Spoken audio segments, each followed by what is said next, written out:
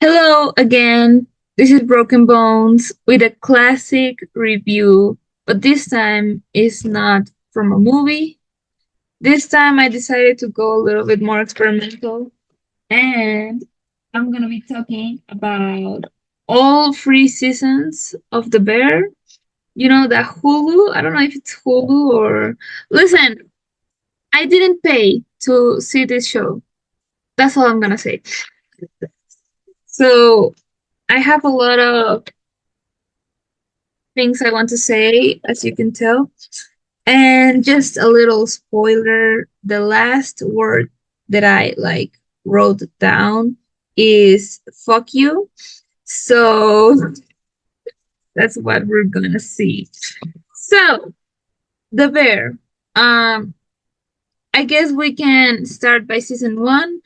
I want to mention, I don't know, first characters, then plot, then this and that. But that's gonna be very messy. I'm gonna forget something. So I'm just gonna go through all the points that I wrote down. Season one. Uh, this is the first thing that caught my attention, not necessarily the story or the characters, but the production. You see, there's this technique. I don't know if it's intentional or not, but if you put your character in an orange lighting, not like super intense saturated orange.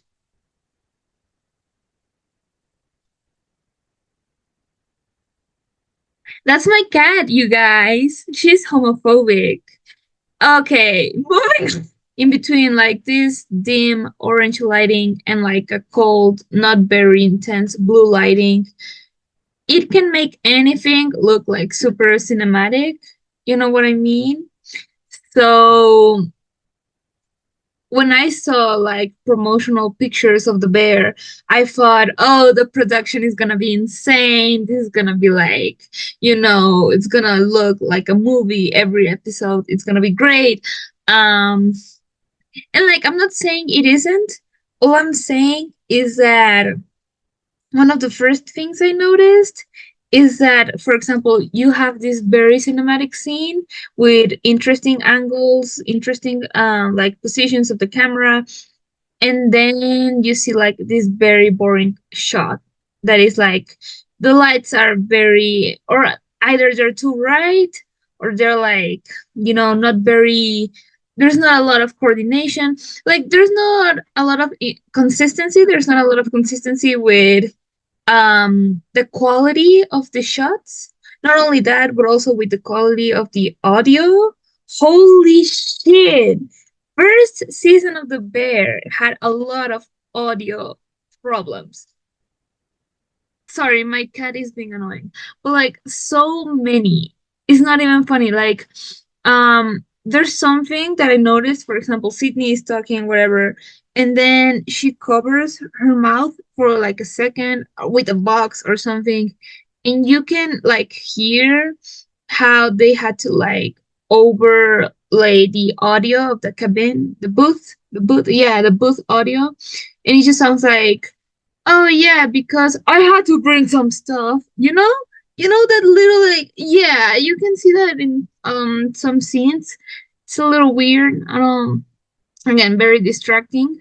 Uh Also, I know this is kind of shitty to mention or whatever, but I noticed that in the, I don't know if it's the first or second episode, you can see not CGI but VFX little actor dudes in this one shot.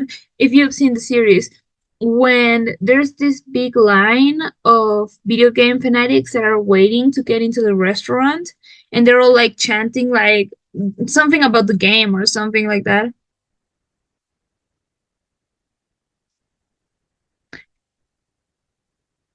As I was saying, so yeah, they're all chanting something. I don't know, but you can see the same dude has been copy pasted, but with a different outfit, and his neck is doing this weird thing while he's chanting, and you can tell he's computer generated.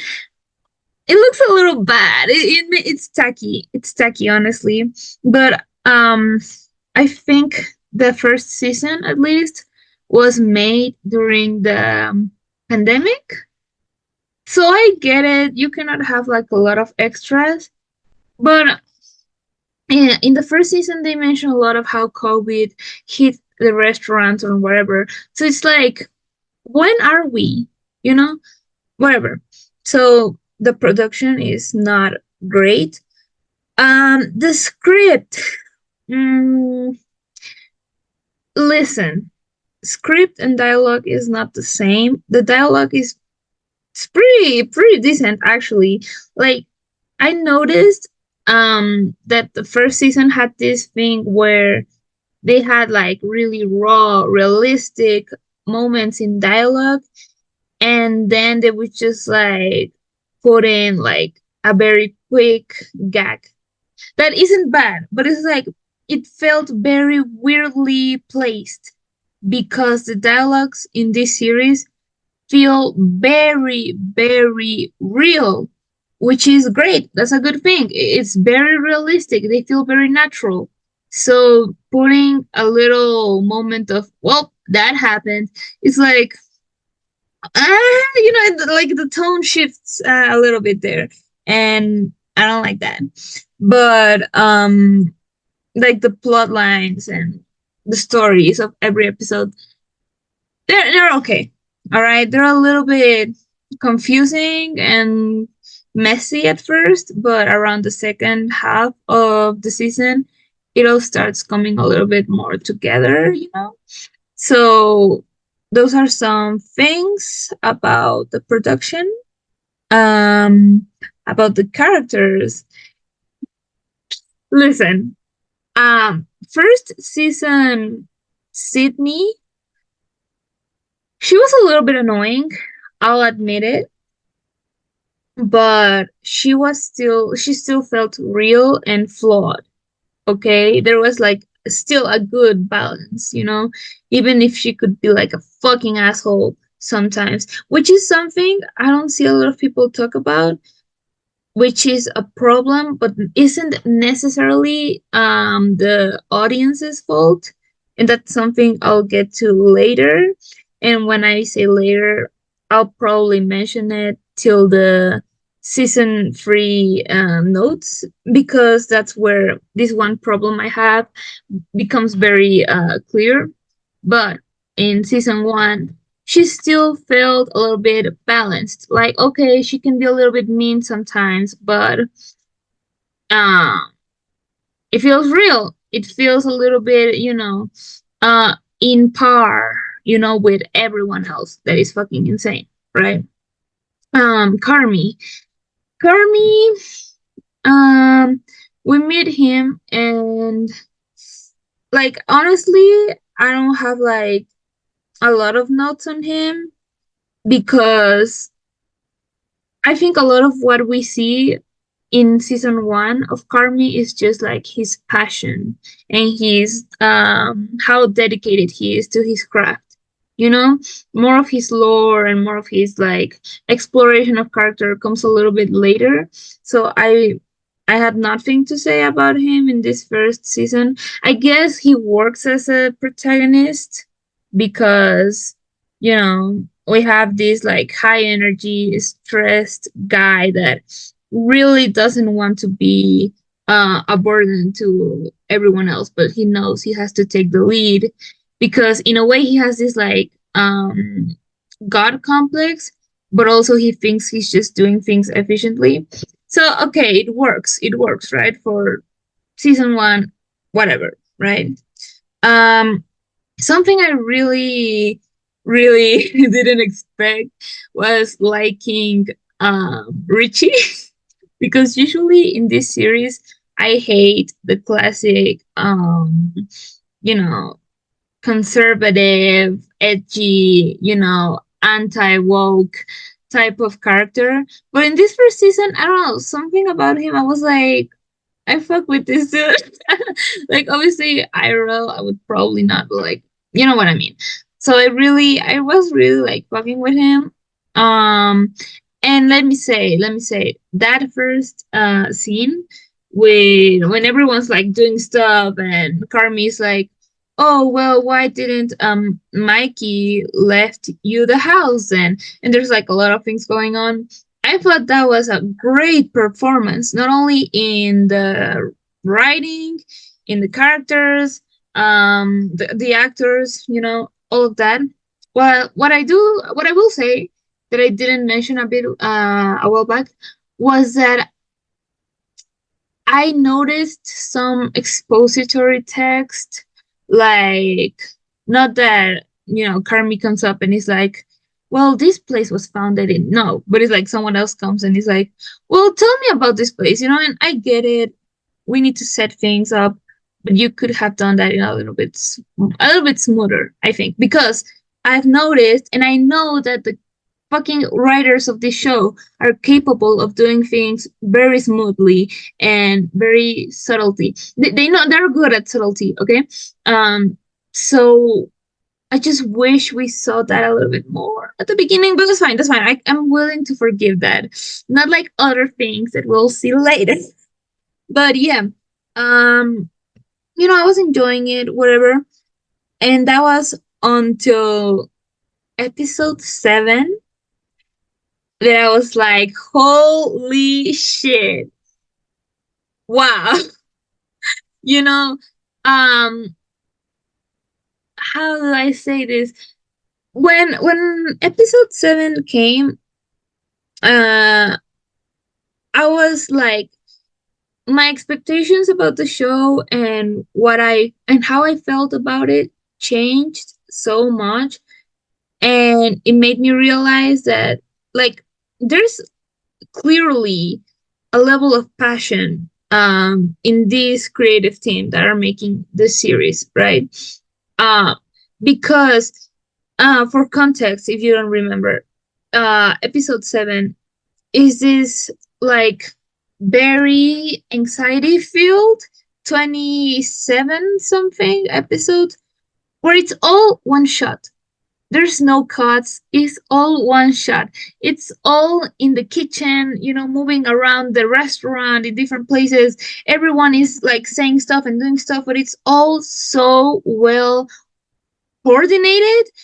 It's amazing. It's honestly like, listen, I am a big fan of one shot films, one shot shorts, one shot episodes.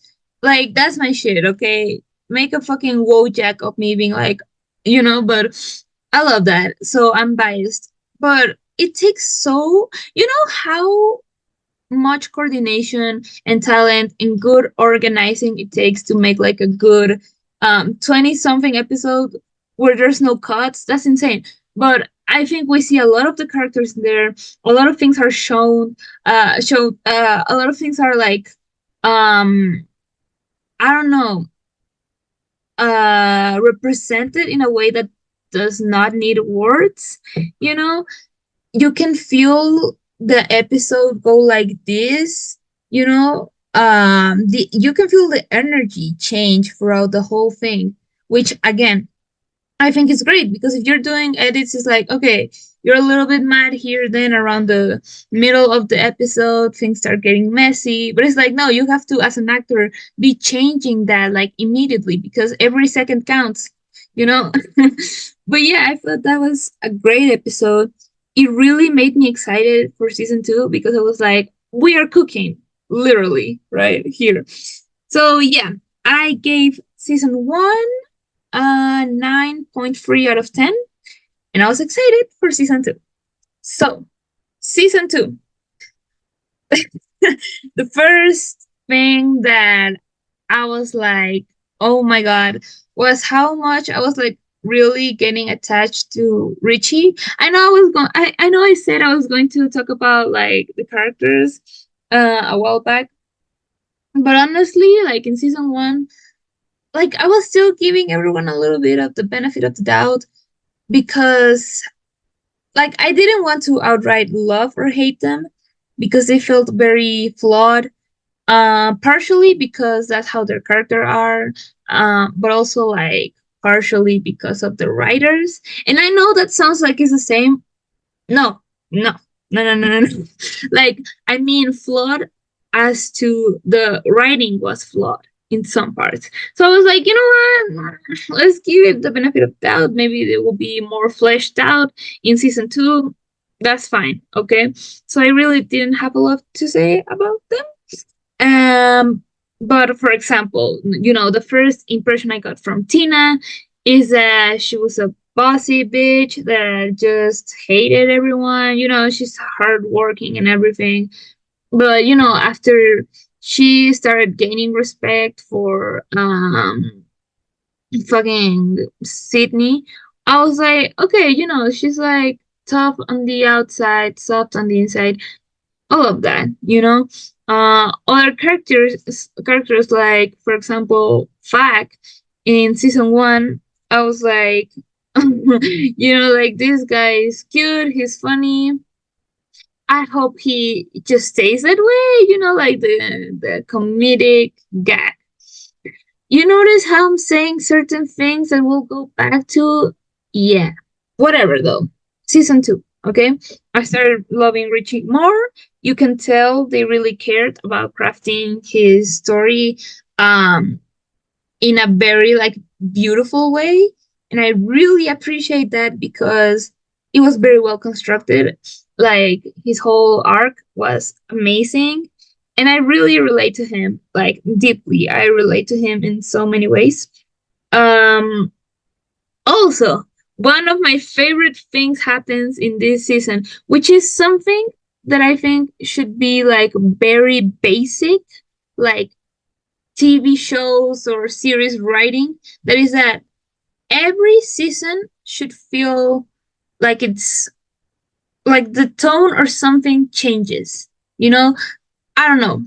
For example, season one can be like high energy, very intense.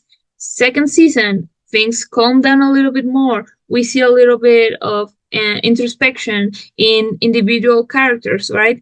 Third season, things try to, get back to speed, again. So we're in this, like, kind of like um limbo type of thing where should we keep the normal pace as we were going, but we know we need to keep things moving.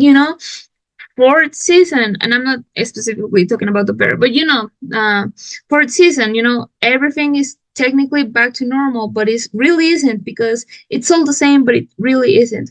So it's like, bring back the energy, but now with what we learned from season two and three, like, that should be basic stuff.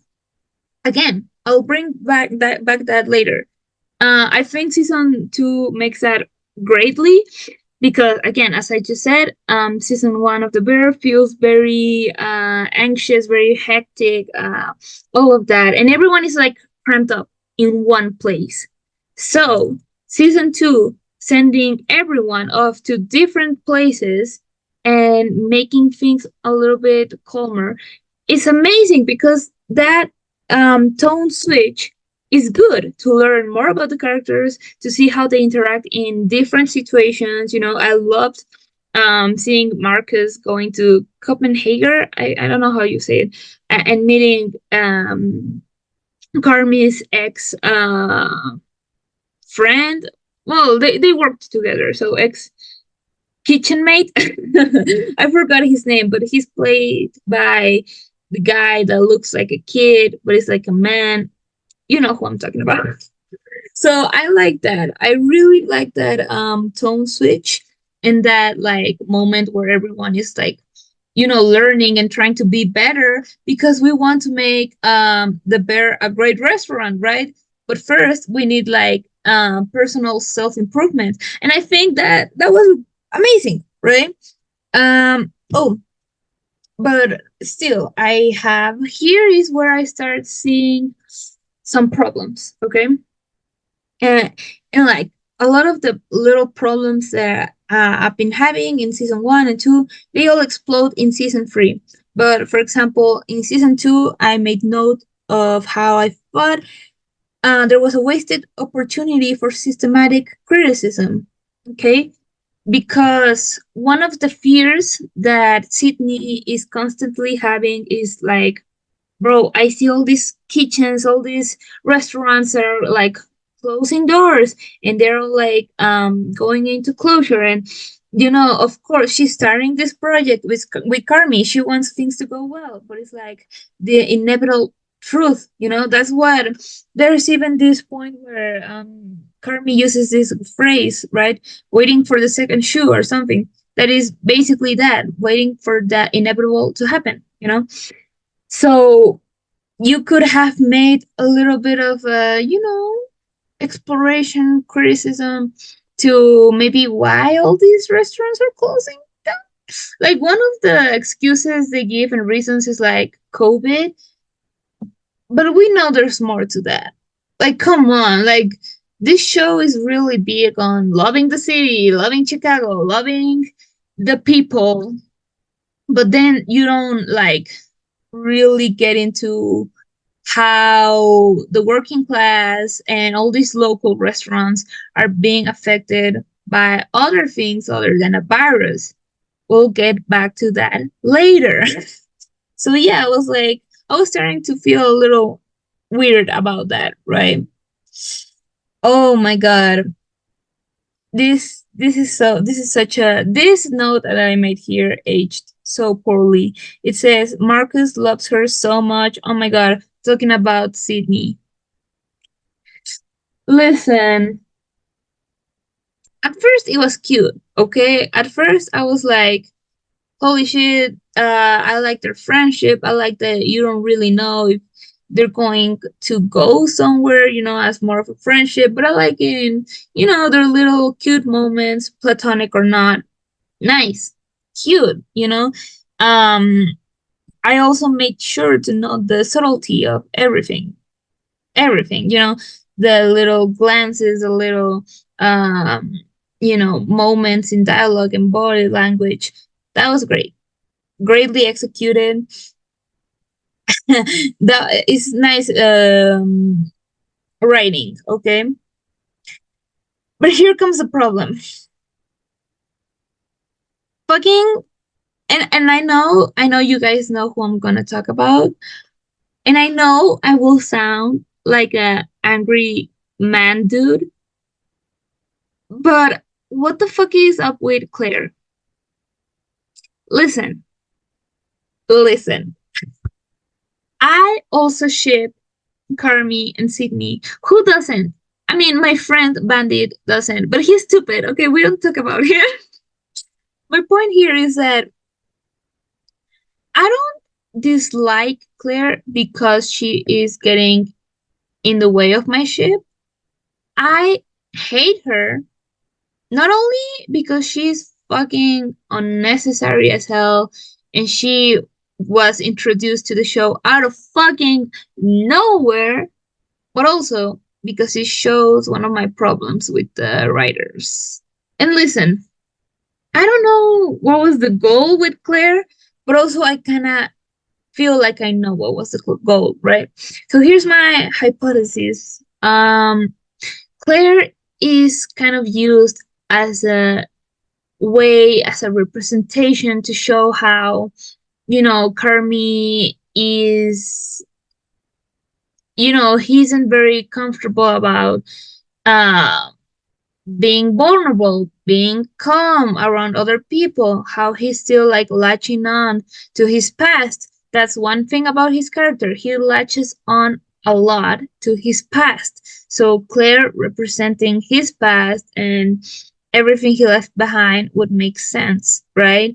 It also represents how, Carmi can't have nice things in his life, not because there's a curse on him or anything, but because he is very good at self sabotaging and he just ruins these nice things he has in his life in some way or another, right? Sure, great. My problem here is that if you want to represent all of that in a character like Claire, at least set her up first since season 1 or in a flashback or make someone mention her, just like, oh, I wonder how Claire is doing. I don't know. I don't know. But she literally in the scene she appears for the first time, she just walks out of nowhere and she's like, oh my God, is that you, Carmi? And it's like, you know. Also, um, why is she like not a character? What do I mean by this is that she has no flaws whatsoever. She's like the perfect woman, the perfect girlfriend. Oh, Carmi, you would be so stupid if you ruined this. She's perfect. Oh, you ruined it. Like it's so stupid. It's so stupid. Like she is smart. She's like conventionally attractive. She's a doctor. She's making bank. But it's also because she cares for the children. Oh, she cares about people. And she cares so much about Carmi. But she has like a little bit of humor. And she's a little bit like edgy and weird. She has a little bit of edge because she used to steal stuff. And she's like the perfect woman for any incel or whatever. Like, so again, and also not to be like mean to Carmi, but of course she falls for him. Like it's just too perfect. It's just a little too. We have seen this many times in characters created by men. So it's like, why are we doing this with Claire? Why is she this like perfect character that is so tragic that he fumbled? Like, I don't get it. I don't get it. It truly felt unnecessary, and I will die on this hill that Claire was very unnecessary. But yeah, I'm like complaining about that here. Uh for some reason I'm like, oh, very happy about this. Oh yeah, yeah, yeah. Okay, okay, okay. There's this part in my notes where I'm like, holy fuck, this is amazing. And that's because I was in episode 6. And let me tell you, episode 6 of this fucking show is probably like one of the best explorations of trauma, mental illness, and yeah, just like fucking disorders and shit I've seen in a show, like in a good second. Honestly, honestly, like I don't know. Um, some shows put a lot of emotions and crazy things that are happening in an episode, or in a movie or whatever, like one after the other. So you're like, whoa, so much is happening. This is so tragic. But it didn't feel that way in episode 6. It genuinely felt like a realistic nightmare situation when you're living with so many mentally ill people that have trauma, you know? And it was so well made how everything felt more explosive and more like anxiety inducing by the second. It was very well executed. Um, the personalities of everyone were truly shown amazingly in this episode. I love Steven, by the way. He was great in that. One of the best things of that episode. But no, but it was truly great how everything kept coming back, like in the script and in like it was all connected. It all felt like a cycle, but like a good cycle, a very organic and very well fleshed out cycle in this episode. And I don't know, I just loved it. You truly, something that this episode and specifically did pretty well is it showcased how when you're dealing with or you're living with someone that is dealing with any type of mental disorder, illness, or whatever, you never know what's going to happen. It's living with a active Russian roulette, because they're always so unexpected and always so unpredictable, these kinds of people. So I think that this episode shows that amazingly. So, yeah, I mean, that episode I think is one of the best ones in the series in general. Um, yeah, I also put here that Carmi is perfectly written, which, I mean, we'll see about that. But at the moment, it felt like it because he was so fleshed out and so like well portrayed in season two. Like everything felt consistent to his character, and when it didn't, it still made sense for the sense that he's human and the situation he was in, the circumstances, everything. So I thought, that's great. That's great. Um. Oh, here I say that here I started also noticing more and more and more how, the political implications and systematic implications, whatever, of this show are a little bit all over the place. I don't know. Like, actually, I do know. But, like, at the time, I was like, again, giving it the benefit of the doubt, which is something I've done throughout this series uh, a lot of a lot of times, right? Um, I say that I loved the finale of season two. That there was insane symbology right there. Mm, oh, but I see again more issues coming up with Sid. Shalalala. Listen, honestly, if I could describe this season, I would say um everything that was already good in the show, it became great in season two. You know, everything about the characters was exploded into greatness. The writing was also exploded into greatness in so many ways.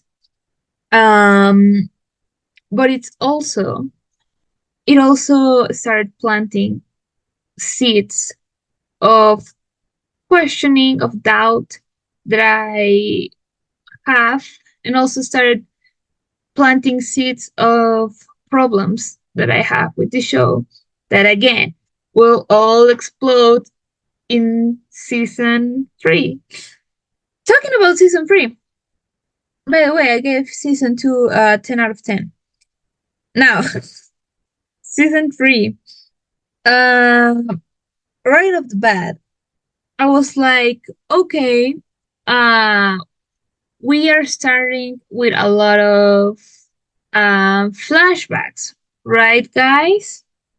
Because in my mind, I was like, well, we all want to know how that the launch went, the launch of the restaurant, how the launching went.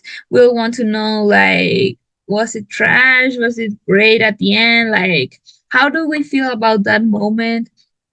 Weeks or months later, like what has happened in between that time? Oh my god, like give us a little bit of the backstory or something.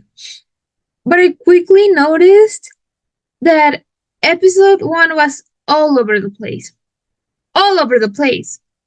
And listen, I don't know if it's because I'm very good at reading this or interpreting the show, or because it was like clear, but like I could tell what was a flashback, what was in present time, what was like a little bit in past time. Because if I'm not crazy, there were at least three or like four different flashback moments going on at the same time. I know that sounds confusing, but like different memories that kept cutting in between each other. So you were like, okay, are we back in here or are we in the present now? Like it was so weird. It was very jumpy, very inconsistent. No, no, wait. I'm gonna use is inconsistent later. This was messy. It was messy. very disorganized, and I hate to be this person, but in Loki showed nothing. Like, I should have seen this problem since the beginning because it was literally there since fucking episode 1 of season 3. But I only noticed it at the end, at the last episode of season 3. What is that problem? Wait. Wait, and I will tell you. But, so I was like, okay, that was a weird first episode. That's fine. That's fine. We just needed like a refresher, or like a, ooh, he's been through a lot, but we're here right now, and whatever. Like, okay, sure, don't care about that. I know the rest of the season will be phenomenal, right?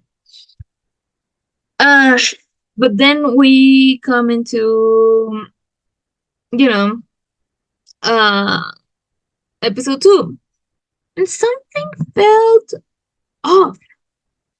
Something was off, man. I don't know how to explain it. And I do like, this is like such a random unnecessary thing, but I like small things about the dialogue. For example, Richie telling um fucking Carmi like, oh, you're trapped in a prison of your own design, when in a way that was like the metaphorical meaning of him getting stuck in the freezer thingy. I love that, by the way. I really, really loved that fucking final episode of season 2, where he's just like having one of probably the most important days of his life, and he's just stuck in a freezer. That's insane. That's insane. That's amazing. But listen, that to me is like, okay, you hit rock bottom. This is mentally, at least, or you as your integrity, because technically the restaurant is going well, everything's good. So from here, something needs to change. Anything, something, right? Keep that in mind. So yeah, we noticed, very quickly, that season 2 is starting off from where we left, which is not an issue, but like, I don't know. Like, I cannot be the only one that wanted a little bit of a time skip, to really feel that like change that I was telling you guys about. Season 1 can be this tone, and season 2 needs to change this, and season 3 can be another thing, or it can be like, you know, season 1, but with this different change now that season 2 happened. All I'm saying is every season needs to have like its own thing in any show, in anything. And I understood pretty well what was the deal with season 1 and 2, but I still cannot figure out what was the point of season 3. And I know that sounds harsh, but I'm being so for real right now. Like, so yeah, I didn't like that we were like starting off where we left. I don't know, weird choice. But yeah, here I'm just like freaking out over Richie. Richie just kept getting better and better. That's the only thing consistent with this show. Richie's like the only consistent thing. He just keeps getting better and better while still having this like deep troubles within himself and with everyone. And he's still him, he still has these like issues, and he's not perfect, but like he's really, really trying, and it's just great. It's great, right?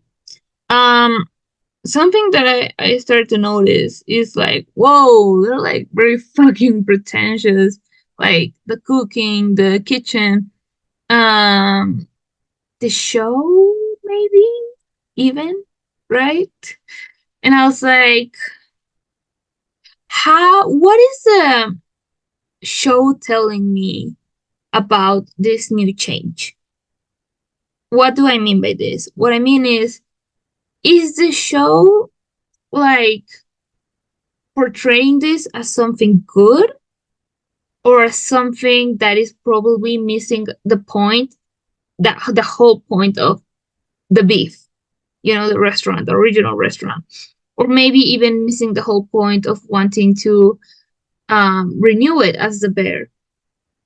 you know like, are we missing the point? Are we getting a little too fancy? And maybe that's the problem that Carmy always wants to reach excellence and all of that. Or is the show telling us, no, this is good that they have come this far?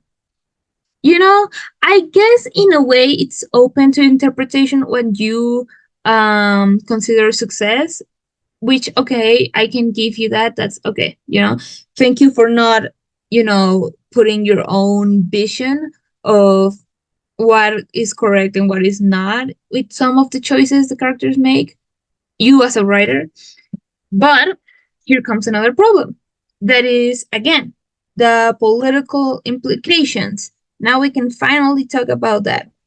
Now, for anyone out there that says, oh, but the bear is not political, the show is not political, how about you go maybe, I don't know, learn about art in general?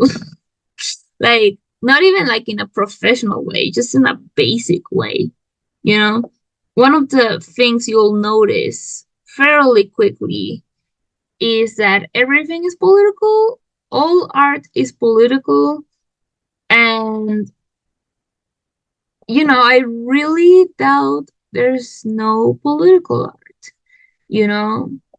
And I'm being so for real on that. And I know there will be people that will be saying, like, oh, so if I draw, I don't know, fucking, I don't know, uh, an apple fucking a banana and it's like yaoi, is that political? And my answer to that is yes, it is. It is political. So I could make a whole video on this, but I think something so, for me, it's so obvious, but I know that for some people it isn't. Whatever. So, political implications. First thing, why do we keep talking about COVID, but never about gentrification? Ah, oh, okay. Like, you want to be like this show, I'm sorry, but this show tries so hard to be like a love letter to Chicago and all of that, but it refuses to acknowledge how gentrification is one of the main reasons why all these local restaurants are like closing.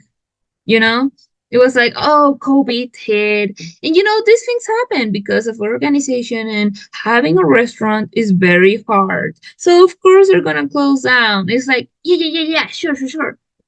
But what about the elephant in the room? How about how prices start going up in certain areas that are designed and deemed you know touristic or tourist friendly? What about all these new fancy restaurants that are popping up just at the other side of the road, in front of the restaurant that this family has had since ever? But now they need to pay more for rent, and they need to pay more for floor. Why is this happening? Oh, I'll give you a hint. Maybe it's because of that fancy restaurant on the other side of the street. Might be me though. Maybe it's because of all these private investors. I don't know. Investors, whatever. Yeah, like, I don't know. Maybe it's because of private companies that are like constructing and buying the shit out of your fucking neighborhood to make it nice and rentable. Is that a fucking word? I don't know. But yeah, profitable. That's the word. Like, maybe that's it. And maybe, just maybe, by turning the beef into the bear and making it fancy as fuck, is you being part of the problem. But we don't want to acknowledge that, which leads us to the next point. That is this like glorification of like high cuisine and like of academia. Not only high cuisine, but also like academia. Like both of them are so romanticized and glorified, and they're talked about like they're really doing something for the people. Um, which is something that I want to talk about when we get to the last episode of the show. Of this season. Well, yeah, of the show technically, but you know. Um, and how it's like, well, I'm happy that the bear is here. This restaurant is great for people. You guys are really making a difference. And it's like, um, are you though? Like, you were making more of a difference and you were really helping out your community when it was like affordable sandwiches. Um, and now your demographic changed from that to food critics and pretentious rich people, you know. And I don't understand like this whole, front part of the house or the this part of the restaurant is fancy and cool, and this other part, that's for sandwiches and all the regulars. Like I don't like this segregation of the restaurant that they did, not only because of logistics and because it's weird inside of the show, but outside of the show, the implications are weird, right? It's like, oh yeah, so you guys go there in the back, you don't get to sit at fancy tables or anything. You can still buy the sandwiches though. But if you want the real fancy food, you need to get inside, and then we can talk about fancy stuff. But you guys are not getting silverware. Like, how am I the only one that thinks that's fucked up and weird and classist? Like, and also it's unrealistic how they would still keep this um loyal community and loyal like regulars, because after seeing all the fancy shit that they did there, I can assure you most people would stop going. So again, weird political implications. I don't i don't i don't fuck with it. I don't like it. And there's a lot of this like implication that if you want to be the best, you need to go to the best places and the best, this and that. And I don't know. I don't really fuck with it. But but yeah. So moving on to other things. Here is where I like officially said, fuck, this season isn't going to be it. It was when they brought John Cena in, and he was like hunting the Fact brothers, the Facts, yeah, the Facts. Um, it was annoying. I'm not even gonna lie. Like, it wasn't even that funny. It dragged for so long. Um, I felt like I was watching two shows, which is something that is definitely a theme in this season. In this season, I felt like I was watching three different shows at the same time, you know? So I could definitely see that here. I was like, why are we giving so much screen time to the Facts? Like, not to be rude, like, they're fun in small doses, but like, is this really necessary? And if it's not, is it funny at least? Not really. They were just like very annoying, like more than usual, you know? And I think maybe they're falling into Flanderization. That's not crazy, right? To say that, because at least before they felt a little more grounded. They felt like, yeah, they're silly, a little stupid, but but in here it was like, bro, they're like surprisingly more stupid than ever, um, oh, also here is another of my problems with Sydney, and it all came up because of the stupid thing about Marcus and Sid that happened in season 2, of how he was like, "Hey, you wanna go to this place or somewhere later?" And she was like, sorry, were you trying to like wait? Is this like a date or something?" And he was like, "Uh, no, wait, what? Like, sorry if it felt like that." And she was like, awkward, like, oh, listen, I like that Sydney is awkward and shy as hell sometimes, and that she's very like when it comes to interacting with people, she can be again a little bit stiff. It really adds to her character. It makes her very unique. Just don't make her fucking stupid. Don't make her social inept. Like, because she's not stupid. So why make her awkwardness something that makes uncomfortable other people, like an extreme? It just doesn't make sense. It's very, again, I fear that leads to flanderization of her character, like, oh, she's just like clueless and about to be angry at any moment, and it's all good though. Like, she's always on the right. She's always in the right. I think that's the problem the show has, that they show her being very flawed and very much a bad friend,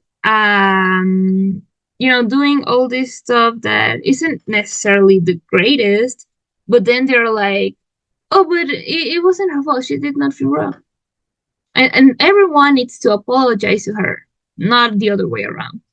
So here's my problem with that for some reason they had to make that awkward scene between Marcus and Sydney. I unnecessary as hell to be like, that wasn't a date, right? Because they have like hung out together alone before. So why would it now be weird? And I thought, okay, whatever, we've moved past that. But then he brings it up again in this season, and he's like, I know we didn't talk about it, but I'm sorry. And she's like, it's all good.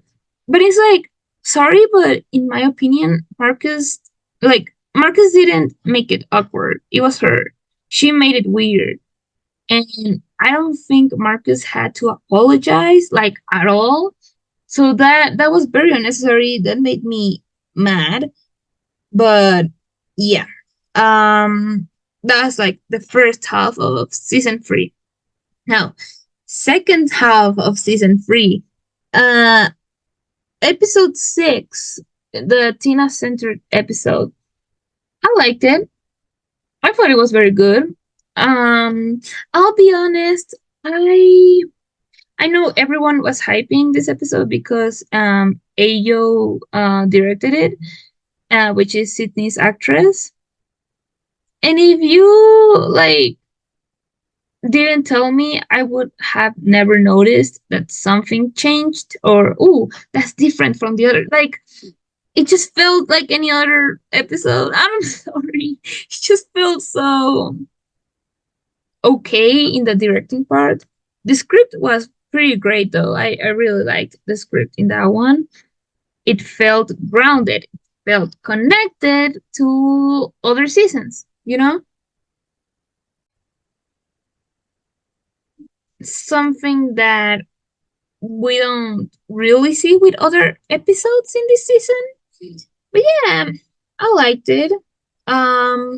Something that I like, I'll give them that about specific character centered episodes, is that they don't see this as an opportunity to lower them and to just like talk about their life and everything and everything. It's like, no, it's just a moment for us to sit with this character and just be like, see them in a more intimate way on the screen, which I think is great, because there's a lot of shows that when they make a character centered episode, they think it's like their obligation to tell us all their backstory and to, have a big revelation about their character in that specific episode.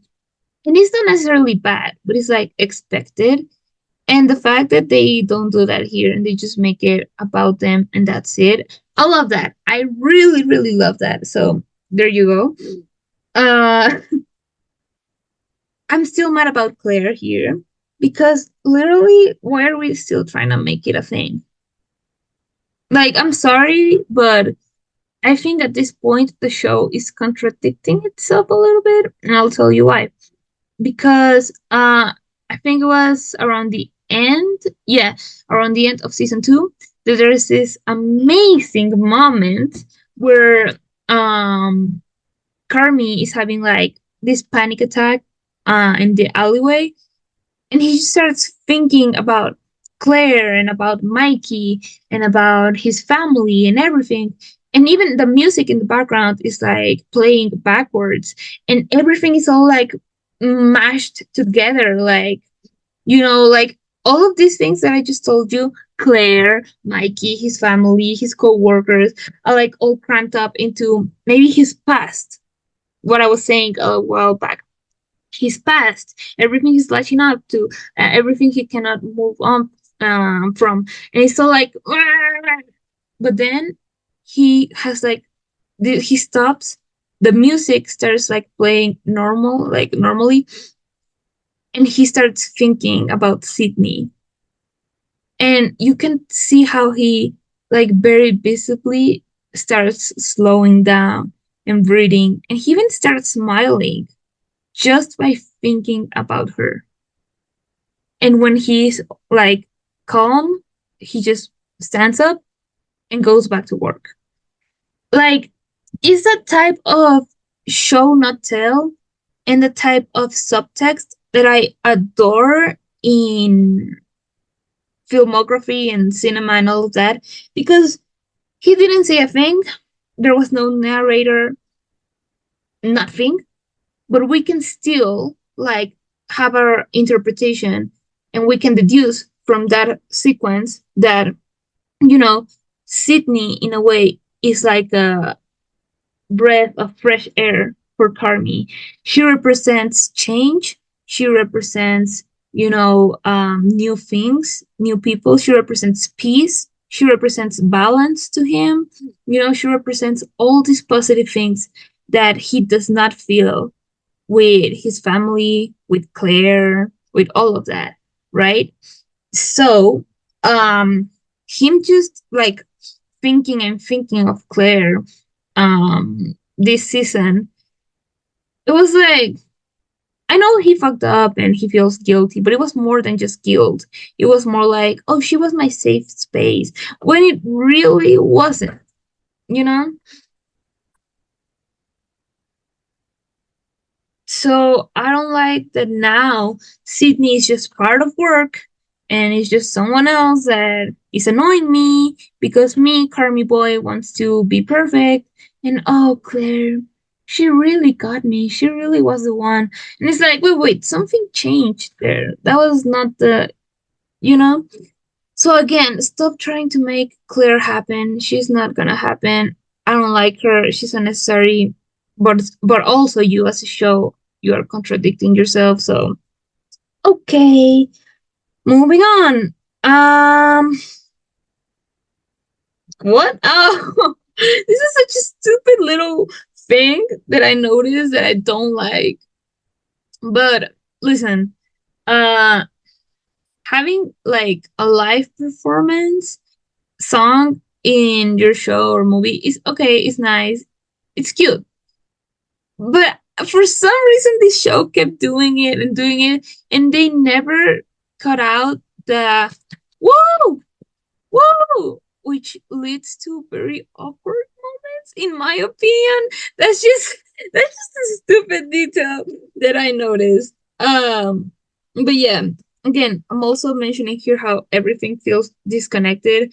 I feel like we're making progress here, and there's like connected arc, and then we fucking forget about that, and now this is happening, and actually, never mind, this is happening. Like, what?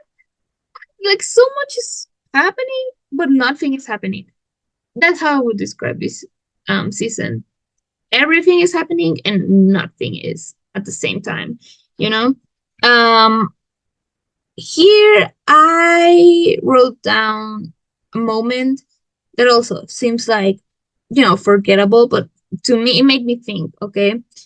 When is so Carmi comes up to Natalie, and I don't remember what they said, but oh yeah, Carmi asks her like, "Did you call mom?" Because she invited her to the opening and she didn't show up. All of that you guys remember, right? Um, and and I think Natalie is like, "Do you want to fight?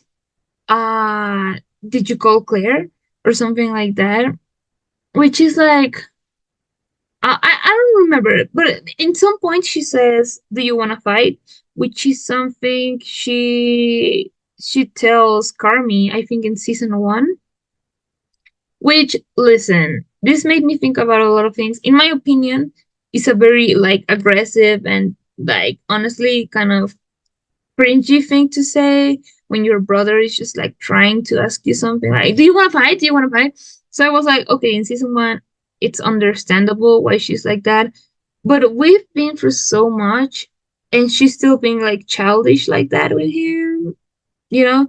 So my conclusions of this small part of dialogue was maybe she's just like in defense mode all over again because she's pregnant and she feels like everything is just like getting over her head again, so she needs to go back to that like defense mode of, "Oh, do you want to fight? Oh, that's what I thought," right? That could be it. Maybe it just it's just like a little brother things they have, like little small details about how their relationship is and how she has had like this debate or argument with Carmi so many times that she knows it will lead to nothing. So she again just says like, "Do you want to fight? Like, do you really want to spend your energy on this?" Which okay, I can accept. Or is actually like a very shitty thing and kind of cringy, kind of childish thing to do. But people, even if it's been months, they sometimes don't change things that are so natural to them, that come so natural to them, like like that, like what Natalie said, you know. And if that's the case, then I can appreciate that because I think that sometimes we think that a good character journey or character arc is one that is like very radical, like for example, Rich's one. But realistically, and that's what the show is very realistic in a lot of things. Um, People don't just change like that sometimes. Sometimes the arc of a person in some months can be small things, can be even not even in like their attitude or in their actions, but it can just be a small change like realizing something or being more aware of something, you know. And I'm not saying that being aware of something and then that not leading into action is necessarily like bad character writing. All I'm saying is realistic, it is realistic, so okay, whatever, right? But yeah, um that made me think. Then, oh, I also, something that I mentioned here is how this season feels like good islands. What I mean by this is there's great moments, amazing even, with great writing, great character development, great dialogue, whatever, but they're like isolated from each other, you know?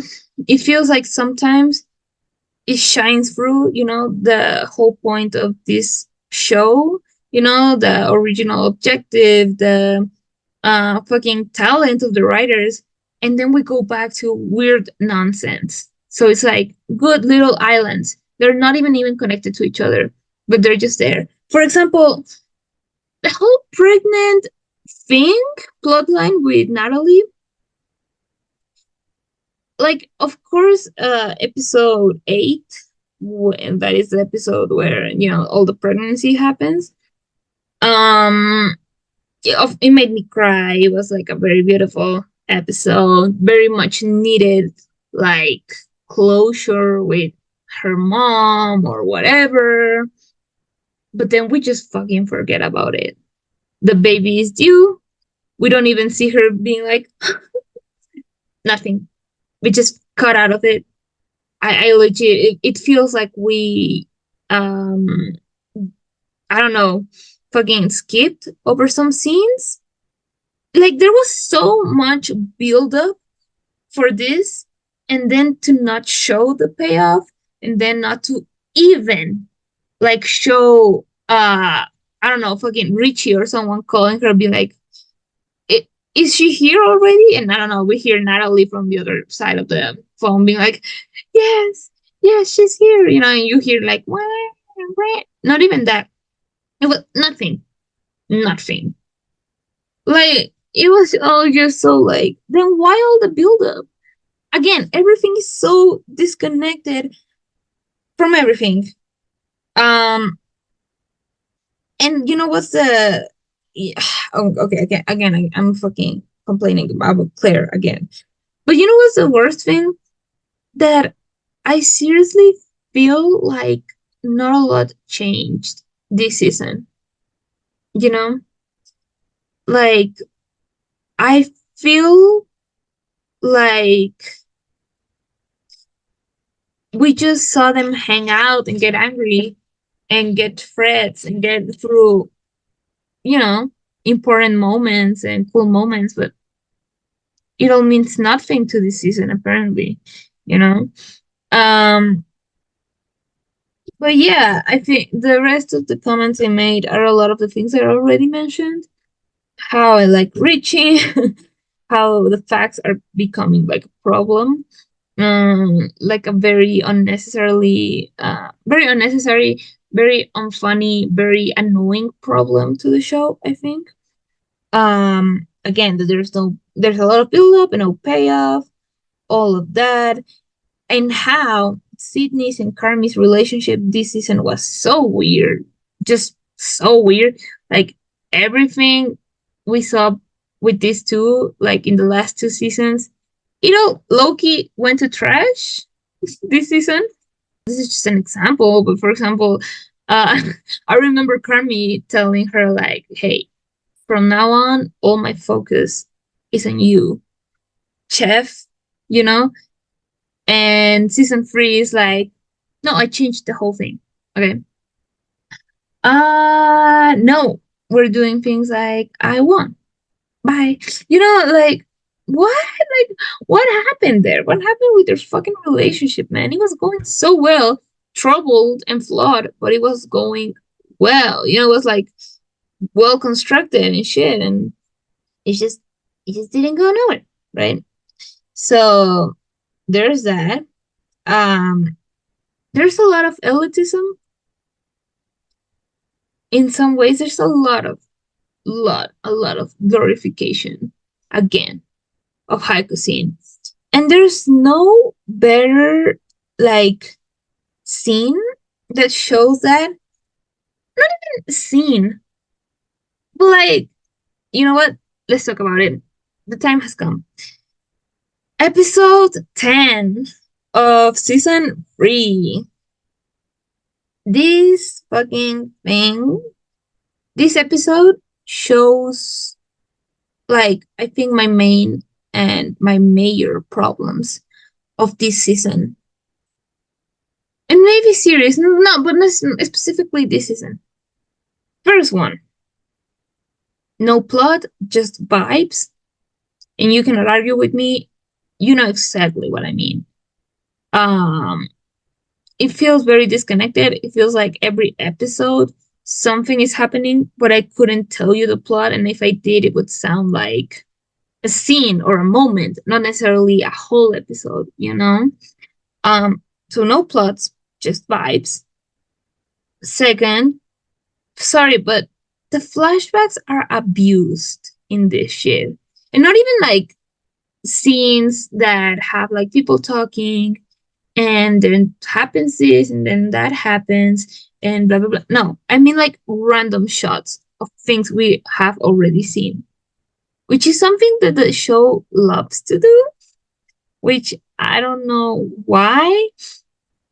Like we know that happened. You don't have to show it to me in like flashes of random scenes, like every 3 seconds, and then show the present character being like,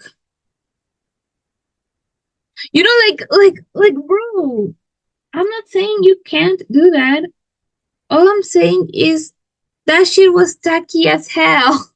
Like, for example, in the last episode, when they all in season 2, when they line everyone up for the big day, right, for the launch, the camera shows each one, and every time they show someone, like they have flashes of their life, and then the next one, and flashes of their life, and the next one, and I'm not saying you can't do that. I'm not saying it didn't work to be like, look how far they come. Look in what moment they're in their lives right now. All I'm saying is you abused it a little bit too much, and now it's just tacky. Those flashes of memories should come to the viewer, to the audience. When we see those people, when we see them, we're like, holy shit, you don't have to show it to us. Like, that's, again, just tacky. That's very tacky. So they just said, fuck it. This last episode of season 3, they say, I'm gonna do a fucking CapCut as edit of this. And I couldn't stand it. It started becoming comical at some point, the editing is just weird. And well, that was my second one, right? And third issue was with the group jerk off of being an elite cook. That's just what it felt, in my opinion. Like, the whole episode was like, guys, we're so great and so human too. I mean, yeah, we're like these prestigious, amazing, funny and rich chefs of the world, and we have so many prizes and stars, but we're also human and silly. We also get haircuts in the middle of a service. Like, what? And then the speech that this girl gave, I forgot her name, the woman that closed the restaurant, right? She's like, it's the people you remember, not the food. And it's like, you're goddamn right. But I remember the service workers of restaurants. I remember when a fucking waiter is, fucking nice to me and is funny. I remember when, the boss of the waiters, who I'm talking about, comes to our table and is like, hey, how's everything? I don't remember ever, like, having those nice memories with Michelin star winners, And if you do have those memories, you're probably rich as fuck, and you've gone to those like fucking elite restaurants where the fucking CEO or owner or chef is like, hey guys, how's everything going? Right? Because in real restaurants, in like communities, where you make an actual community, where you remember the people, is not going to be in fine dining places. That's not gonna happen, because in these like places for the rich, for the 1%, I'm sorry, but there you won't find like what makes your local burgers amazing. They don't have that same heart. They don't have that same love. They don't have that same, we came from nothing, but we're here to give to the community. No, we're gonna serve you a piece of meat, raw meat that is this size, and we're gonna charge you $10,000 for it. Like, so when you think about that and you see everyone, all the chefs just talking and talking and talking about, oh, how they're just serving people, they're making them happy. It's just so stupid. I cannot get into it. I'm just hearing rich people talk, but most importantly, pretentious people talk. People that think they're so above, but also they're like doing something for society by giving us like raw meat with one pea. Shut up, you know? So yeah, to go back to the beginning, my final note here is no, we have seen that be for real enough with the flashbacks. Fuck you. 7.8 out of 10. In season 3.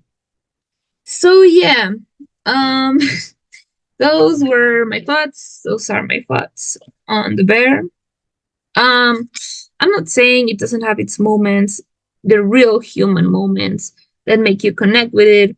You know, something that has really helping me be motivated recently is just thinking, keep going, you know, thinking, every second counts. And in a way, this series has motivated me to keep working in what I love and to keep doing what I'm doing. And I appreciate that, you know. Um, it has a lot of beautiful moments, a lot of very heartfelt moments, very deeply emotional and important moments that I think are very, very important to the big scene and the picture, right?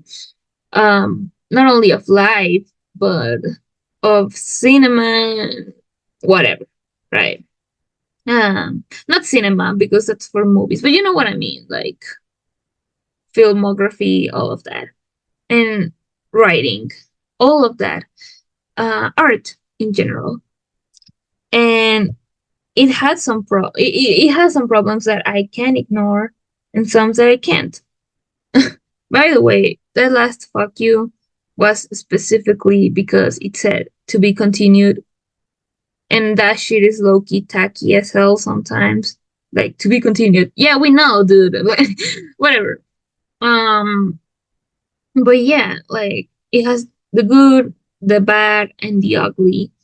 And after season 2, I really wanted season 3 to just be amazing because it was going very well. We were in season 1 here, and then in season 2 we were whoop here, and I wanted season 3 to be here, but I don't know where season 3 is. I cannot even tell you. Oh, it's here. No, it's like where is it? you know. So yeah, I'll probably do some fan art.